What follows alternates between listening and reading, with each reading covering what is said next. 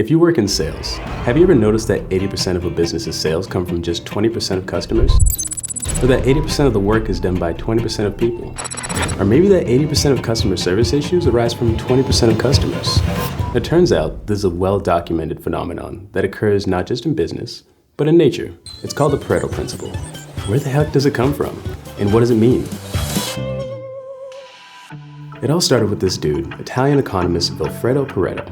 Pareto first noticed the 80-20 connection in regard to real estate. Specifically, that 80% of the land in Italy was owned by 20% of the population. Over time, this morphed into a broader rule. In many events and scenarios, roughly 80% of the effects are a result of 20% of the causes. Over the years, it's blown up.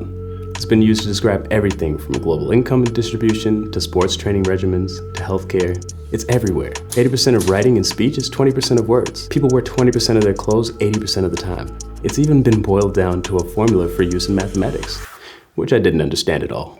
So back to sales. As I mentioned, it often turns out to be the case that 80% of a business's sales volume is generated by 20% of its customer base. In other words, most businesses have a dedicated base of superfans who hold up the bottom line. Why is this so important? Because it opens the door to tap into an underutilized asset, your existing customers. You have the opportunity to turn many customers into 20%ers, whether that be through loyalty programs, customer advocacy, moments of delight, or VIP perks. Think about how airlines offer miles programs that are extremely helpful to their most frequent customers, or how popular drivers on apps like Uber or Lyft get the badges and certifications for great service over time.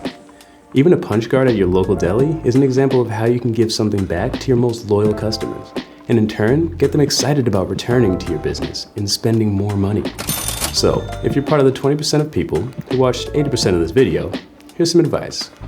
Next time you want to win more business without winning more customers, take a look at how your most loyal 20% can help you get the job done.